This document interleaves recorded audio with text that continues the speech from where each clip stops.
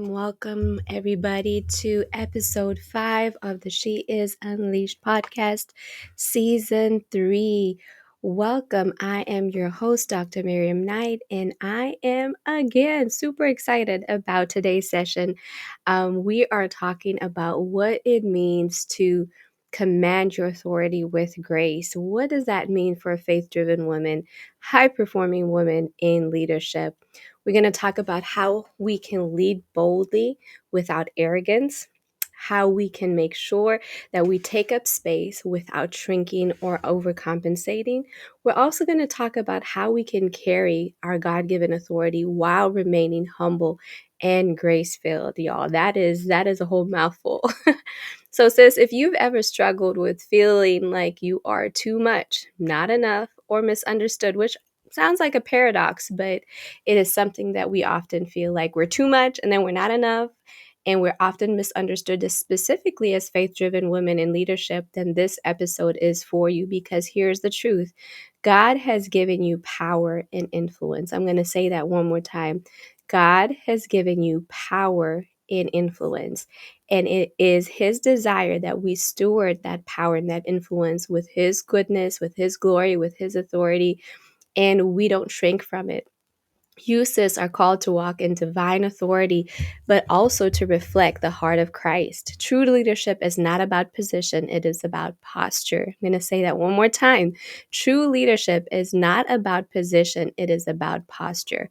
So go ahead, grab your coffee, grab your tea, grab your journal, whatever it is that you need to feel comfortable today, and let's dig into this topic.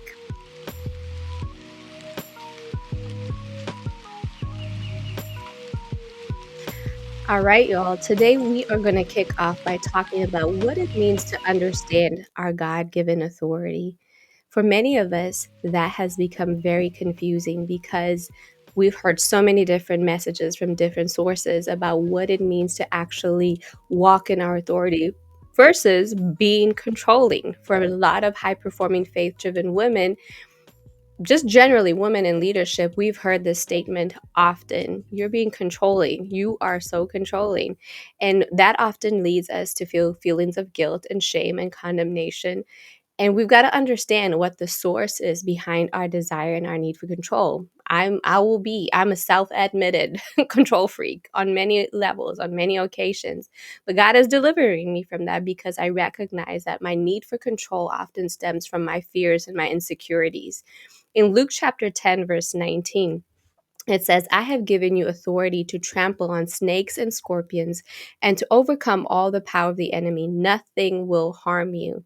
Here's the thing: authority is not the same as control. To have authority over situations does not mean that we have to have control over the situation. It means we can command a situation without needing to control it.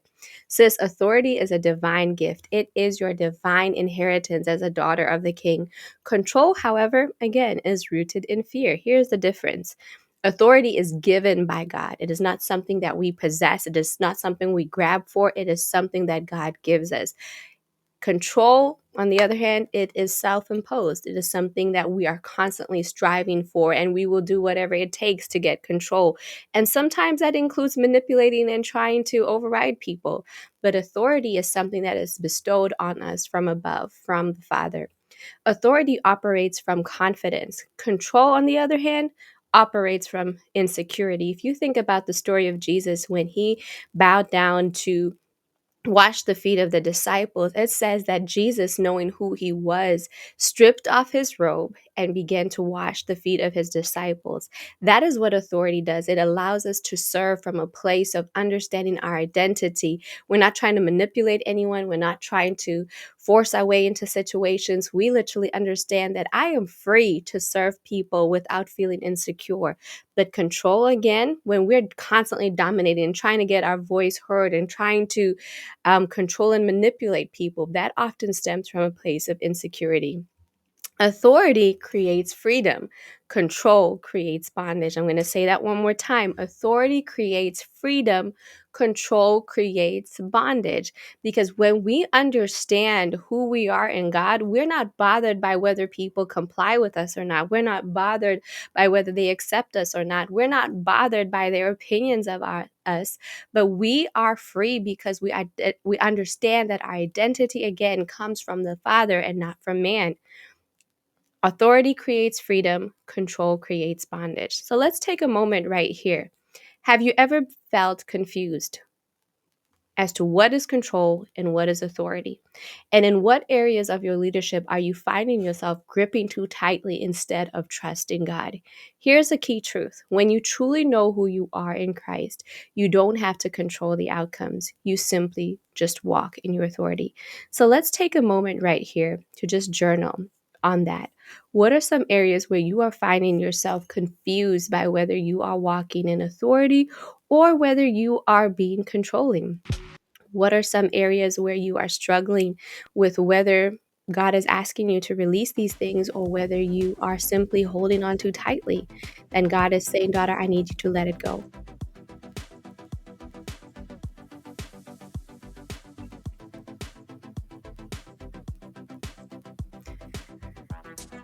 All right, y'all. So let's walk into the second component of this idea of walking in our God given authority. What does it mean to walk in authority versus control and to do that without arrogance? There's three mind shifts that I want us to think about for us to experience balanced leadership. Number one, we've got to know whose we are, not just who we are. Know whose you are, not just who you are. In John 15, verse 5, it says, apart from me, you can do nothing. True authority comes from abiding in God. You don't have to prove yourself when God has already positioned you. I'm going to say that again. You don't have to prove yourself when God has already positioned you. Number two, be confident, but stay teachable. Remember, we're talking about how we can walk in authority without arrogance.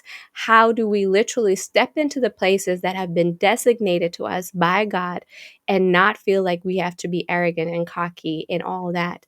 But we can again walk with humility because one, we know whose we are. Two, we can be confident but stay teachable. See, arrogance says, I already know everything. Confidence says, I'm open to growth while standing firm in my values. I'm not threatened by anybody. When you try to show me something and teach me something, I don't feel that is threatening. I'm actually open to learning and growing, but I know that there's some key components, some core values that it's a non-negotiable for me. And number three, our action step on that is that we constantly look for people who will challenge us and sharpen us. But when we are walking in arrogance and when we're walking from a place of insecurity, people who challenge us feel like threats and we avoid them like the plague. And number three, we lead with servanthood and not self-promotion. In Mark chapter 10, verse 45, it says, for even the Son of Man did not come to be served, but to serve. Your leadership is about impact, not applause. Woo, let's read that one again. Your leadership is about impact and not applause. We're not looking for people's approval. We're not looking for their validation. We're not looking for them to say, you're worthy, you're deserving, you're all that. No, we already know that this is who God says we are. Our validation, our affirmation, our permission comes from Him.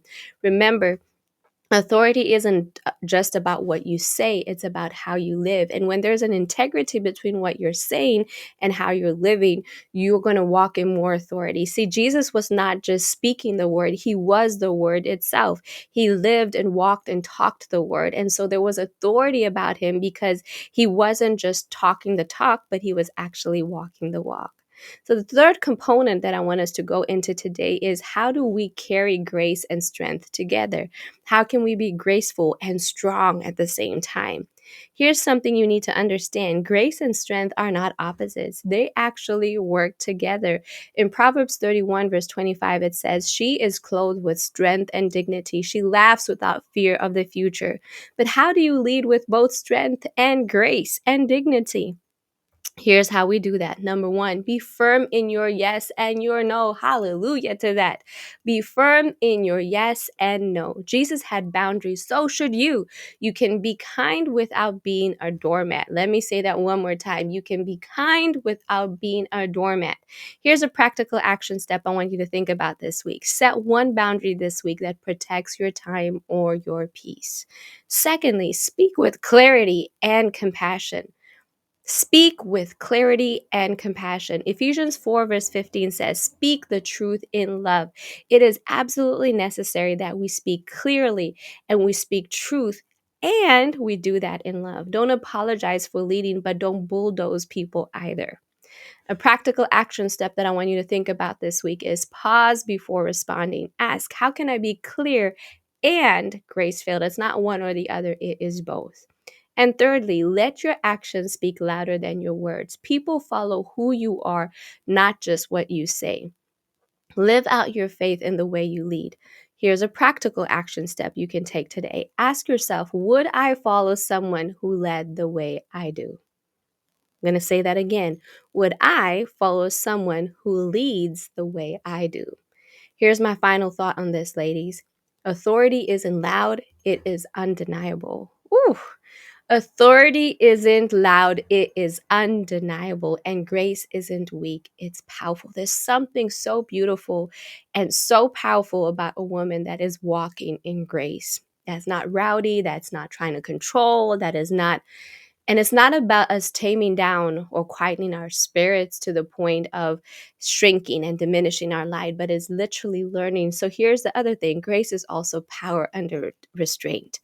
Grace is also power under restraint. We recognize that we are powerful in God. We're not trying to shrink our power.